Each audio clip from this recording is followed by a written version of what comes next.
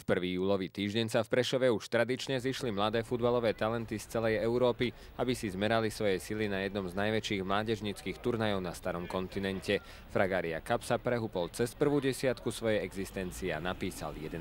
kapitolu. Druhá dekáda Fragaria Cupu sa začala symbolicky iba deň po skončení majstrovstiev Európy vo futbale. Vtedy sa do Prešova zišli reprezentanti a reprezentantky z 19 krajín Európy, aby si zahrali svoje vlastné malé majstrovstvá.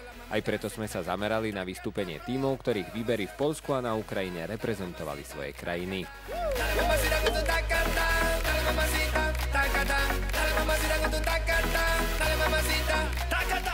Už 4 roky nepozná Európa ani celý svet lepších futbalistov, ako sú tí zo Španielska. Premiérovo sa ich zástupcovia predstavili práve na 11. ročníku prestížneho Fragaria Cupu. Konkrétne to bol výber 12-ročných futbalistov z Villarealu, ktorí prišli do Prešova potvrdiť španielsku futbalovú suverenitu posledných rokov. Tešíme sa, že sme tu mohli prísť. Je to naša prvá cesta na Slovensko. Ako všade, aj tu chceme potvrdiť, že španielský futbal je najlepší a chceme vyhrať. Naši chlapci sa snažia byť čo najlepší, presadiť sa typickým španielským futbalom a napodobniť starších hráčov, ktorí na nich majú veľký vplyv. Aj tie ambície sú preto primerané a chceme zvíťaziť. Okrem španielskej futbalovej školy sa na 11. ročníku Fragaria Cupu predstavila aj ďalšia atraktívna futbalová škola, holandská. Tá bola podobne ako v predchádzajúcom ročníku zastúpená výberom chlapcov do 13 rokov z ADO Den Haag. Holanďania prišli do Prešova vylepšiť minuloročné 4. miesto a tiež napraviť pošramotenú holandskú reputáciu z európskeho šampionátu. Bol tam problém s holandskými hráčmi. Bolo ich veľa kvalitných, no nesprávali sa k sebe dobre. Nechceli spolupracovať a dopadlo to hrozne. Povedal som aj chlapcom, že náš prvý tím nehral dobre a my tu musíme dokázať, že Holandsko má silnú futbalovú školu. Pred 2 rokmi bol náš národný tím druhý najlepší na svete. Musíme ukázať, že Holandsko má veľké talenty. Chceme preto vyhrať. Víťazné ambície neskrývali ani českí zástupcovia. Na európskom šampionáte prekvapili postupom do štvrťfinále a v Prešove mali spolu 6 silných tímov. Jedným z tými najvyššími ambíciami bol aj Bohemians Praha. Tak na Fragarii jsme po třetí a ambice jsou jednoduchý. Jelikož jsme minulý 2 roky skončili druhý a třetí, tak samozřejmě cílem by bylo to vyhrát konečně. Na tomto ročníku Fragaria Cupu nechýbali ani zástupcovia organizátorských krajín európskeho šampionátu Poľska a Ukrajiny. A práve Ukrajinci boli s 50 prihlásenými tímami vôbec najpočetnejšou výpravou. Medzi najzvučnejšie kluby patrili týmy Dynama Kiev, ktoré do Prešova prišli s výbermi do 9 a 13 rokov. Podobne ako na majstrovstvách sa všetky týmy poctivo pripravovali, no aj my vždy máme tie najvyššie ambície. Navyše na tomto turnaji sa nám už v minulosti podarilo zvíťaziť, tak prečo to nezopakovať? Vrátane zástupcov krajín, ktoré svoje umenie predviedli priamo na európskom šampionáte, sa na 11. ročníku Fragaria Cupu predviedlo v 9 kategóriách spolu 206 tímov. Aj tento rok sa bolo v Prešove na čo pozerať, veď sa tu na 14 ihriskách odohralo vyše 1000 zápasov. Tonight eternity's an open door. No, don't ever stop doing the things you do. Don't go, and every breath I take I'm breathing you. Euphoria, forever till the end of time. From now on only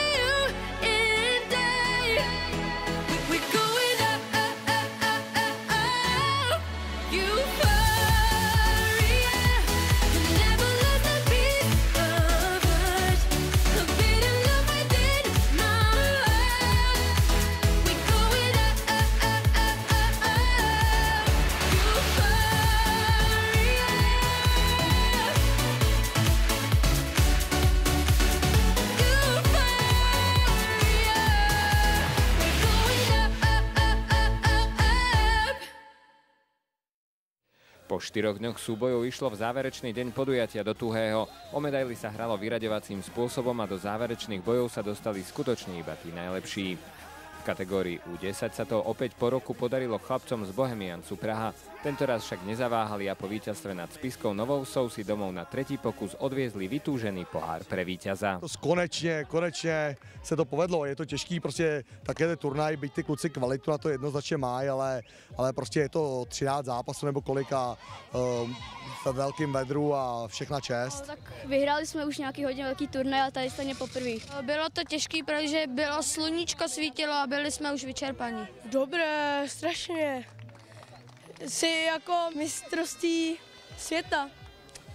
Je to tady velký turnaj a fakt se mi to tady líbí. Až do finále sa bez jediného zaváhania dostali aj futbalisti španielského Villarealu. Žltá ponorka vo finále narazila na silné Dynamo Minsk. Chlapci z El Madrigal si napokon celkový triumf po trojgolovom víťazstve aj vybojovali a ich radosť z úspechu nepoznala hraníc.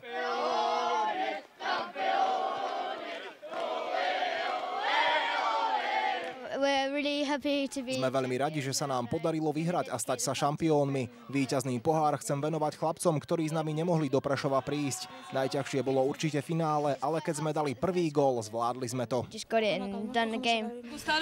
Páčil sa nám turnaj a najmä štadión, kde sme hrali finále. Všetko bolo fantastické a tešíme sa z víťazstva.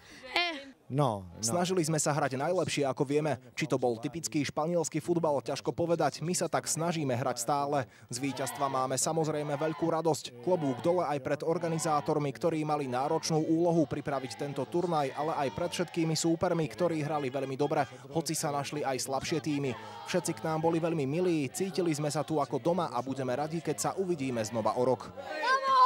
Vyvrcholením turnaja bolo finále kategórie do 13 rokov, ktoré obstarali práve týmy holandského ADO Den Haag a Dynama Kiev.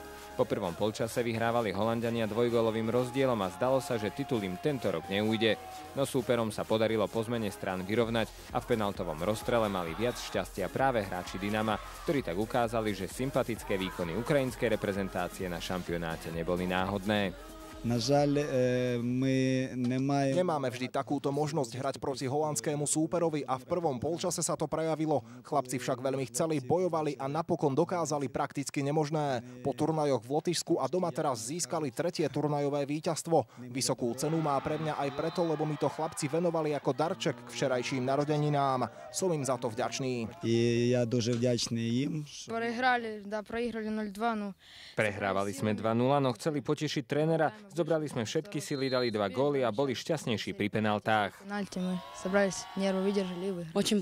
Turnaj sa mi páčil, boli tu silné mužstvá. Finále bolo ťažké, no podarilo sa nám v ňom zvíťaziť. Decká si zaslúžili tento turnaj vyhrať. Neprehrali prakticky žiadny zápas a je to pre nich ťažké, ale odohrali sme vydarený turnaj. V holandskej škole sme hanbu neurobili. Naopak snažili sme sa o atraktívny ofenzívny futbal, čo nám až do finále vychádzalo. Chlapci si preto prehrať nezaslúžili. Nie sme šťastní, ale myslím si, že sme odohrali dobrý turnaj. Neprehrali sme ani v jednom zápase a to je dobré. Samozrejme, že by sme radi vyhrali, hoci aj druhé miesto je OK. Škoda, že sme v druhom polčase nehrali tak ako v tom prvom. Penalty nemám rád. Sme dosť unavení a smutní. Odohrali sme 10 zápasov za 5 dní, čo je dosť a ten posledný sme nešťastne prehrali. Ale spoznali sme nové týmy a naučili sa opäť niečo nové. Aj v tomto prípade sa ale potvrdilo, že smutok chlapcov je iba dočasný. Už o chvíľu na sklamanie zabudli a pri vyhlasovaní výsledkov mali všetci medailisti výbornú náladu. Aj o tom je ale fragária.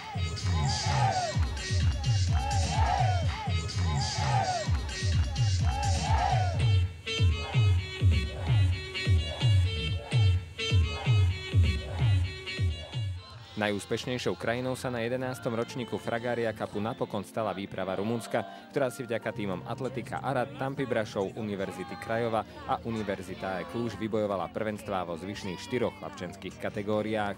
Medzi dievčatami po roku opäť triumfovali hráčky Dusla Šada. Dobre si počínali aj zástupcovia 2 domácich prešovských klubov, Striebornej a Bronzovej futbalovej akadémie mladých talentov a Zlatého a Strieborného Tatrana Prešov. Zažili sme mnoho skúseností. Skončili sme na výbornom 3. mieste vo veľkej konkurencii. A darilo sa nám podľa mňa, že dobre a odniesli sme si stále dobre všetky také skvelé. Som rád, že sme mali 3. miesto a že sme dobre hrali Všetci sme držali ako tým. Veľmi sa teším, že sme získali aspoň nejaké tie medaily. My sa dostali do finále. Určite sme mohli aj vyhrať. Nevyšlo na to podľa predstav, ale stavili sme sa. Budem si spomínať na to, že som mohol byť najlepší strelec, že sme to dotiahli aspoň na druhé miesto. Na počudovanie okrem počasia, ktoré nám síce veľmi prijalo, ale na druhej strane veľmi neprijalo, lebo boli skoro 40-ky teploty, tak celý 11. ročník prebehol veľmi hladko, veľmi sme si to užívali ako organizátori, v podstate neboli žiadne problémy, alebo keď sa vyskytli, tak to boli vyslovene malé technické problémy. A myslím si, že si to užívali aj všetkých 206 družstiev, ktoré tu bolo. 11. ročník Fragaria Cupu je teda minulosťou. Tešíme sa na stretnutie opäť o rok na Fragaria Cupe 2013.